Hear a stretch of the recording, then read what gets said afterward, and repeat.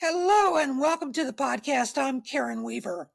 Since Donald Trump was inaugurated as the president for the second time, many of our cherished institutions, including higher education, seem to be under attack. Many schools have been or are being singled out for government interference and oversight. Schools like UCLA, Duke, Harvard, Northwestern, Virginia, and others are wondering if they will be next. Last month, Trump turned his focus to college athletics. As part of a White House press conference announcing the reinstatement of the President's Council on Physical Fitness, Trump took a detour to denounce the state of college athletics. A week or so earlier, he issued an executive order directing many federal departments and agencies to come up with a plan to fix college sports. As I and others have been trying to digest what all of this means, I reached out to Bloomberg Media contributor Jeanne Sheehan Zaino to help us sort this out. Jeanne is a senior democracy fellow at the Center for the Study of the Presidency and Congress. She is also an award-winning professor of political science and international studies at Iona University in New York. Jeanne, welcome to the podcast. Thank you for having me, Karen. I'm so happy to be here. What a time to be here. So we're going to start off with the commentary that the president provided from the podium in the White House last week that talks a little bit about his view of the state of confusion in college athletics. On college football, in terms of what happened, it's a mess. What happened? That's what they're doing with college football, and the fans are upset about it, and players are being taken from team after team, and being traded around like playing cards, and a lot of money's passing and nobody knows what's happening. So these people behind me are going to be very much involved in figuring that whole thing out and working on it and trying to bring some sanity to that incredible, not only the football, college sports, very, very bad for women. It's very bad what's happening, because now all of a sudden there's no women that are able to get the money that they're talking about. You know, it seems to be going mostly to football, some basketball, and women's sports are being totally decimated. We know that, Annika, you know, with this. It's all going into football, and some to basketball, and everything else is being left behind. And women are being left behind, and lesser sports are being left behind, and the Olympics is being decimated, because that was like training for the Olympics, and now we're not going to have that many of those sports left. The smaller sports, they're almost going to be completely wiped out. This is crazy what's going on. We banned men from competing in women's sports, and last week the United States Olympic and Paralympic Committee announced that they will be complying with that order. So, Jeanne, that's a lot to digest. What is going on there with what he's trying to say is the state of play in college athletics? Yeah, it's always a lot when we're talking about President Trump. So there's nothing new there. You know, I do see this as part and parcel of Donald Trump's broader agenda as it pertains to both colleges and universities and sports. And that's, you know, one reason I'm so delighted to talk to you, because one of the animating issues that has drawn him to his attack on universities and colleges has, of course, been sports and protecting traditional women's sports. And Correct. so, you know, I see this as part and parcel of a broader plan. And one thing I would just even correct my own language is Donald Trump is the vessel for this. He is the one who has put this on the agenda in this concerted way. But he is standing on the shoulders of the many, many conservatives who for decades have been building to this moment. And so there is, you know, a widespread understanding amongst conservatives, not just in the United States, but around the world. And one country we hear a lot about in this regard is Hungary, but there are many others, that we need to return to our traditional pastoral ways. They have been stripped from us. And in the United States, we hear about that mostly in the post-civil rights era. And so in an effort to do that, you want to return to everything that is traditional. When the president says, make America great, well, when was it great? Pre the civil rights movement. And so a lot of these attacks on universities and colleges, whether it's in the sports arena, whether it's in the humanities, which is near and dear to my heart, whether it's in the social sciences, I mean, the list goes on, are part and parcel of this larger conversation that conservatives have been having behind the scenes for a long time, and Donald Trump has brought it to the forefront. One of the things that deeply concerns me is in the settlement of some of these accusations, I don't know what else to call them, against certain high-profile universities, there seems to be this pattern of agreeing to release admissions and race data. What do you think that's about? Yeah, I think that's one thing that's deeply troubling. I mean, I think there's a list of things for those of us who value universities and colleges. There's a list of troubling steps that have been taken. And that one, of course, is at the top of the list, any threat to academic freedom. I think that is part and parcel of the attempt to take control of international students coming to colleges and universities. And of course, they are a major source of funding because they pay full boat at colleges and universities in the United States. So I think it is part and parcel of that, because what are the president's main levers of power? It is funding. It is the fact that the public and private universities get a good deal of funding, whether through grants, whether through loans from the federal government. And so if you want to control them, one way to do that is to choke off that funding. And of course, international students bring that. Another way is to attack the tax basis, which we've heard about. Should we remove your ability not to pay property tax, for instance, to be exempt? So I think it's part and parcel of what the conservatives and now in the White House see the president see as their main sources of power to exercise control over these universities.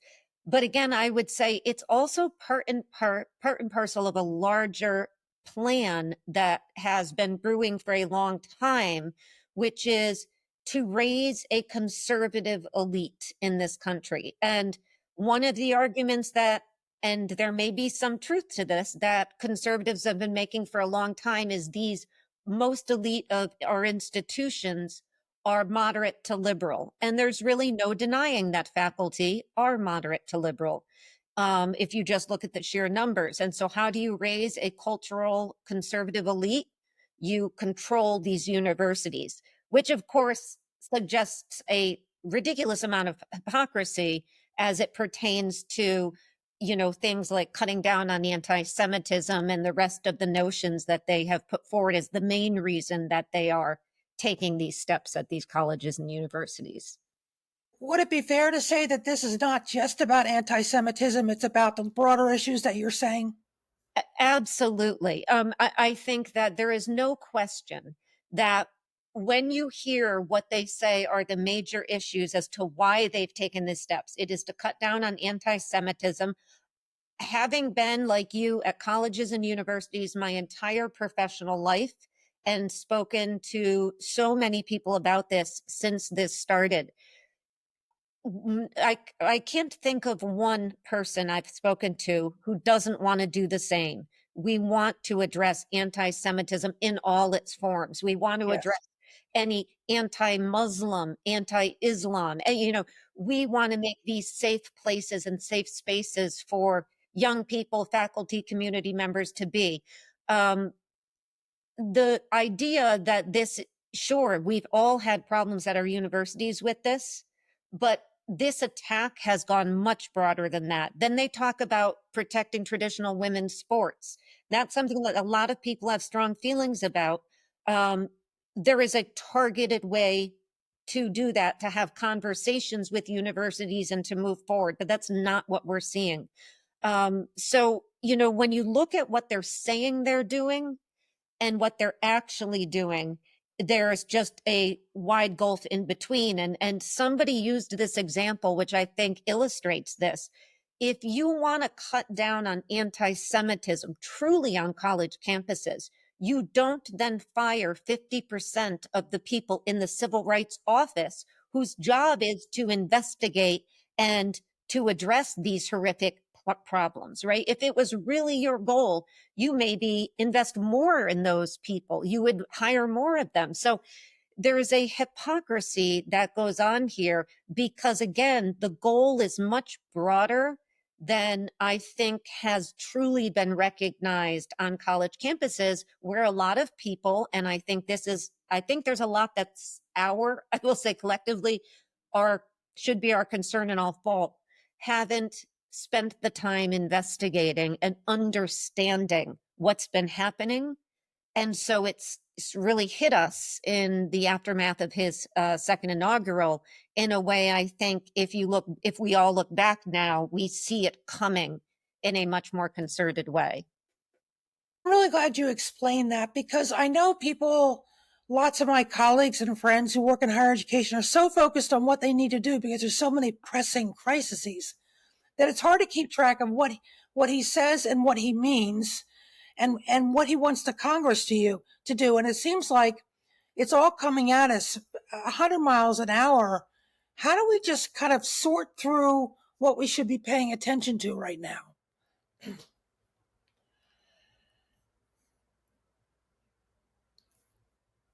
So it's such a good question. I do a course on political risk management. And I think as it pertains to the institutions themselves, that we have collectively not done a great job in terms of ensuring that we have risk strategies in place. Because to your point, you can't guard against everything that he may do, that Congress may do, that the next president may or may not do, that the next governor, there's just so much. I mean, we all just lived through the pandemic. Who would have imagined that that would befall us? And it did.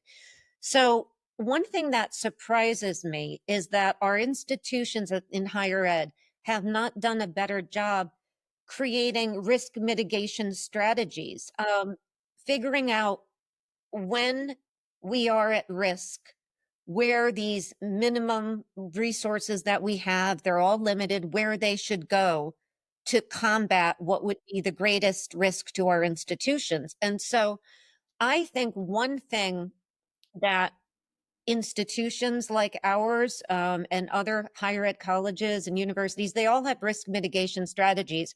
I'm not sure they have political risk mitigation strategies that are desperately needed.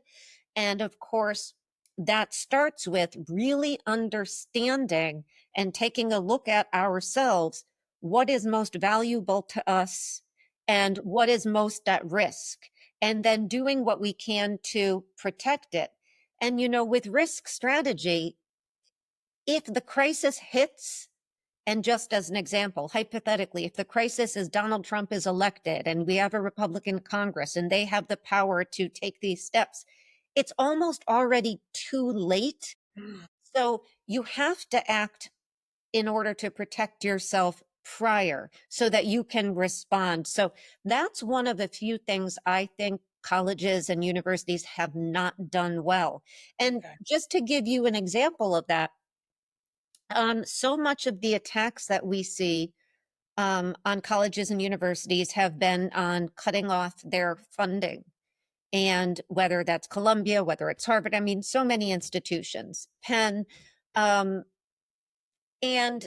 I've long said that we as faculty, we as institutions, have not done a very good job in our public facing role of explaining to our communities and the public at large why we matter, why we are not just tenure faculty, not working a heck of a lot, not doing much. No, the whole I do. Yeah. that the money that's invested, because taxpayers have a right to know, what is this money being used for? The money that's invested is being put to enormously important use, whether it's Alzheimer's research, cancer research, and AI, the list goes on and on. And that's one of the reasons that I've always had a public facing role, like my role at Bloomberg now or any media outlet I've been at, because I think we as institutions need to do a better job saying, this is what we do, this is who we are, this is where this funding is going, because it is enormous payoff for society that all of this research is being done. And I think as a political scientist, one of my biggest fears is how insecure the United States will be vis-a-vis our competitors like China if these attacks on our elite institutions of higher education continue. There is nothing that will hurt us more in our competition with China than these attacks. And, I say, and I know sometimes you watch Bloomberg, so you may hear me say, sometimes I scratch my head and wonder, is Donald Trump working for Xi Jinping? And I say that sort of, jokingly, but the reality is, if you look at what we are facing in the 21st century vis-a-vis China, and what he is doing to destroy one of the bright spots in the United States, which is higher ed, that attracts so many young people from around the world. They want to come here. Yeah. Xi Jinping's daughter came here. That is something we should be investing in, not attacking. And so, but I also say that we have to do a better job explaining to people why attacks on these institutions are not just attacks on elites. They are attacks on the safety and security of the United States going forward. Yeah. So I think there's a lot we can do, and be better organized to do. And I know you started the question by saying, where to focus. And that's my daily battle because so much is going on. But I do think it takes a concerted strategy to say you're not going to focus on everything, but that we do need leadership from our faculty at the senior levels and our institutions and people who care. So many of our alum who, they are, for them, these institutions are just one of the great bright spots of their lives. We need to work together to come up with a strategy. Because again, I do firmly also believe that taxpayers are paying money that are going to institutions in large numbers, and they have a right to understand where that's going. And we have an obligation to explain that to them and to make the case for what we're doing, because it's very important. Could not agree more. And in fact, that was sort of the theory behind starting this podcast, was a chance to have more of a dialogue around the value and benefits, not just of higher ed, but also of college athletics, because we often talk about college athletics being the front porch of the institution. It's our most forward facing entity, if you will. And yet college athletics is in the middle of it, the most transformational change it has ever undergone.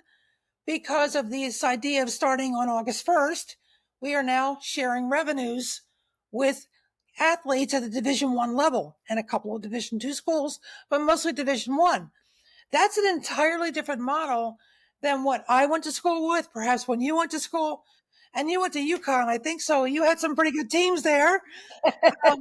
But you attracted athletes because of the quality of the education, the quality of the coaching, the schedule, those types of things. Now athletes are looking at getting revenue, getting paid. How much am I going to get there? Help my listeners understand in that context what the president's executive order might mean to upend college athletics, his statements he just made at the press conference that we shared, and also what Congress is doing right now. What are their roles in inserting this tidal wave that's overtaking college sports? Yeah. And yes, thank you. I am a UConn Husky. I tutored the basketball team, the women's basketball, when I was at UConn. I have a family of Huskies, my sisters and my parents. So yes, a very proud UConn Husky, and of course now an Iona Gale. So Yes, of course, yes. Sports are very close. You know, one thing, so in terms of the relationship between the president and Congress, I mean, this is one of the confounding aspects of where we are, again, not just with Donald Trump, but with American government overall, is that Congress has very much ground to a halt in terms of what it is able and or willing to do. And this again goes back several years. I mean, we can't even budget on time. That's why we saw the latest reconciliation bill and the rescissions bill. So Congress, at least the first 6-7 months of the Trump administration, has not pushed back in any concerted manner on any step he has taken. But they also don't do a lot on their own in terms of legislation that they're sending to the president. And so he, like many modern presidents, has taken to governing by EO, or executive order. And one of the benefits of executive order for the president is he can do them unilaterally, as long as they're upheld in the courts. But of course, a downside is that the next president who comes in can fairly easily overturn them as well. And so this is where we are. If you look at this latest EO, and he's, I think, issued more EOs in the first 6 or 7 months than any Yes. modern president. But Yes. this has been, again, coming for a long time. If you look at this latest EO, is the fact that universities and colleges, they have to contend with, they can certainly fight these EOs in court if they have standing. Then they live with them if they don't. And then they get a new president potentially who may come in. Maybe it will be somebody who supports it, but if not, who may overturn it. And they're forced to reassess where they are. All of which is to say, planning becomes incredibly difficult in terms of how to combat this. And so I think that's something that you look at when you talk about sort of mitigating some of this, that becomes deeply troubling. And it is a whole new world, as you mentioned, for college sports. Everybody, as of August 1st, which is now, 5 days ago, for everybody involved, from the athletes, these young people who are the most important part of what we do, to the coaches and everybody in administration, the fans and the alum. And I don't think we have a good sense yet as to how this is going to pan out, how this is going to work out. But I would just tell you, and I have a bias here, that I am deeply empathetic to the position that the athletes find themselves in, especially these D1 athletes. And I also, so I think, when you take it from a 30,000-foot level, the primary goal should be to ensure that these young people have the tools that they need when they choose to leave, to have a healthy and fulfilling life as they move on. And that is a concern to me as we look at how these changes have been rolled out. But I think we're very much in the context of college and university sports in that kind of no man's land. We don't really know how this is going to play out. And by the time we know, Donald Trump may be entering his 3rd or 4th year in office, and we may be looking at some changes in this regard. Yeah, it's very confusing. I can't imagine. I'm sure presidents have their general counsels on speed dial, but some of this is very political. So, for example, I look at what happened in the UVA a few weeks ago with their president deciding to step down. And he realized he didn't have the support of the board.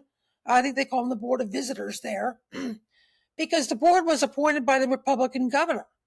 And so we have such a confluence of different philosophical belief styles on boards, and presidents need their boards to be aligned with them. Do you have any suggestions of navigating that relationship in this political era? Yeah, and I think that's a great example, the UVA example of what I'm talking about, risk management, because that, of course, was driven by the governor of Virginia in terms of the replacement of those members, Glenn Youngkin. And it is not a surprise. I mean, this was going on, this was discussed, this was coming down the pike. And, we need to think about how invested are we at the, say, in this case, the state and local level, at monitoring what is going on in our governor's offices as it pertains to everything that can impact us, in our legislatures as it can impact us. And this certainly, when you pack a board, can have this dramatic effect. And so to me, this is where I see, as empathetic as I am to everybody impacted by this, I'm hard pressed to be anything but also critical that there wasn't a plan in place should this happen. Because again, when it happens, our responses can be there, but it's too late. We've missed the boat. And so I am perfectly empathetic to the fact that we can't be watching and be everywhere. But if you're a university in a state, there's a lot of places you need to look, but your state legislature, your governor, that is a critical place for you to make sure that you have eyes and ears. It's not a great analogy, but I think one analogy I would give you is, I live in New York, and they came out after announcing several years ago that they were Democrats, the liberals, if they took over the legislature, they would pass bail reform. And then they came in and did it. And then we had a lot of people in the policing end of things impacted by this who cried foul. But for risk mitigation, that could not have been and should not have been a surprise to them. They should have been prepared. And did they invest in campaigning against it? Did they invest in lobbying? Did they, was there any campaign? So I think the same thing applies when you're talking about what's happening in these boards. Yeah. So I do think what I'm hoping is that this is a wake-up call at institutions, that they see the importance of political risk mitigation, which organizations have tended not to do so well in the past, but is critically important, and they need to invest in it for their livelihoods. And what's happening in the last 6 and 7 months is, another reminder. I think the first one was COVID, and this is another reminder. Yeah. What would that look like if they wanted to start investing now? Would it be hiring more lobbyists? Would it be trying to get more folks in the state legislatures to understand, by regular meetings with the president, with the vice presidents, that type of thing? What would that look like? So what it would look like depends on the institution. And this is why the first thing is to do a risk analysis and a political risk analysis, and to determine your vulnerabilities, to determine your greatest assets, your greatest vulnerabilities, and to make a determination with the people who know and love your institution best, right? The president, the board, the faculty, the students, the alum. Where should we focus our attention? And knowing we all have limited resources, and then decide. And it may be, if you are a, say, public institution vulnerable to a gubernatorial appointed board, that it makes sense to hire lobbyists or something like that. That's not going to be true for all. So there's not one size fits all risk strategies, but political risk is something we can't afford to ignore, I think, is the lesson here. Because when we ignore it, it's too late when something like this hits. So I think that's what I would say would be to invest in, at first, a political risk assessment. Where are we vulnerable? And, and political risk assessment is a lot of I'm a political scientist, so we do a lot of role playing and game playing, and it's part and parcel of that, where you say, what can happen and what is likely to happen, what would be the most detrimental to us, and then where should we focus our resources? Gosh forbid it does happen. So I think that would be the number one point for these colleges and universities, a lot of whom have people who do this work on campus. Yeah. Um, Right. so Right. using They the have resources. to do some of this really important Yeah. work. And it's not just colleges and universities, it's all organizations. But organizations that survive long term and thrive do this very, very well.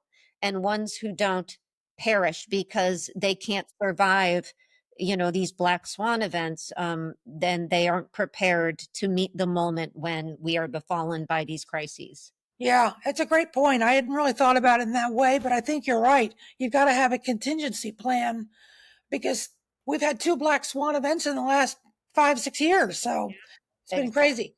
I want to bring it back to college sports because I want my listeners to understand many schools will not be able to afford to revenue share with their athletes because where does the money come from for the athletics department?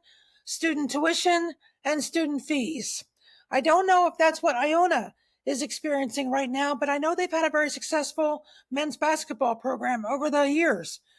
So, how do you think schools that have to choose where to divvy up their money, if they have to decide we can't afford it, we can't afford to do this revenue share, and we can't be as competitive, how do they politically manage that decision with their alumni, with their students, with others who care about the team, etc.?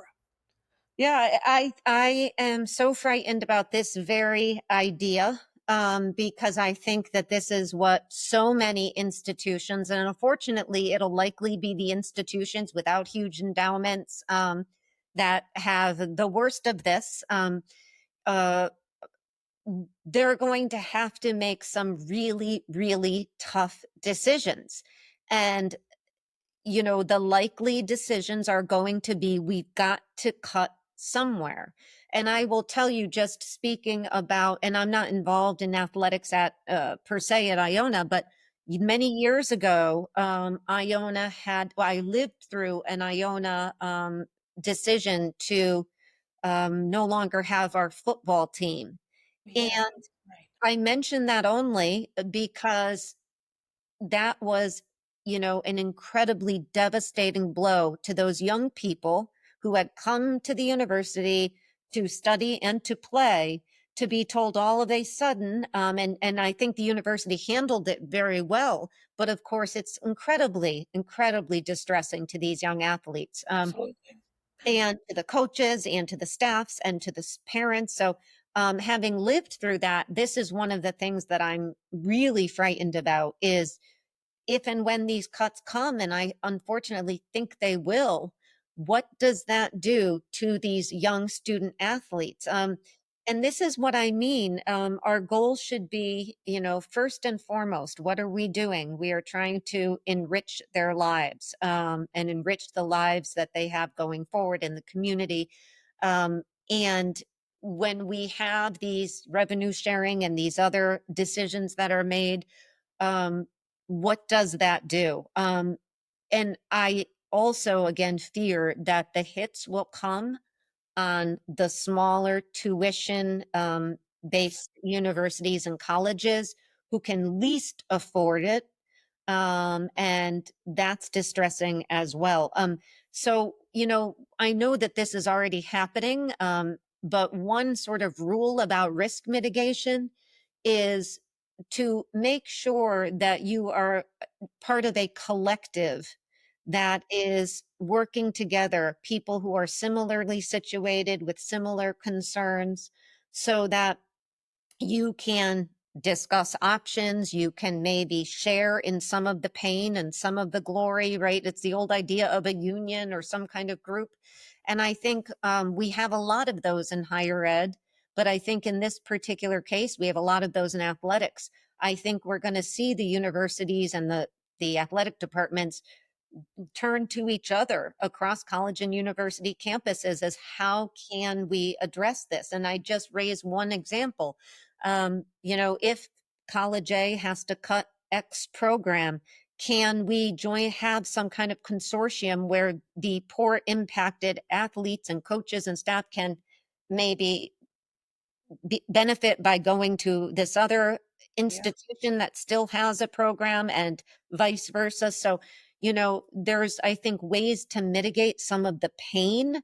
But that's, again, just dealing with the crisis at the moment. It's not planning for what's to come, which is part of the mitigation strategy. So I often talk about like upstreaming. We can't only be like, making sure we're keeping the balls in the air by addressing the pain of the students at the institution and the faculty and the staff and everything. We've also got to be planning for the future. So I think we're going to have to run on two tracks, unfortunately, to deal with the problem at the moment, and then the long-term planning to protect our future athletes and everything else that's coming down the pike.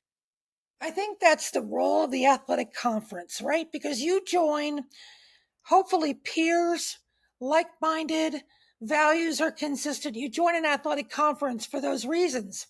And what I'm seeing is this first year, they can make decisions next year about opting in or opting out.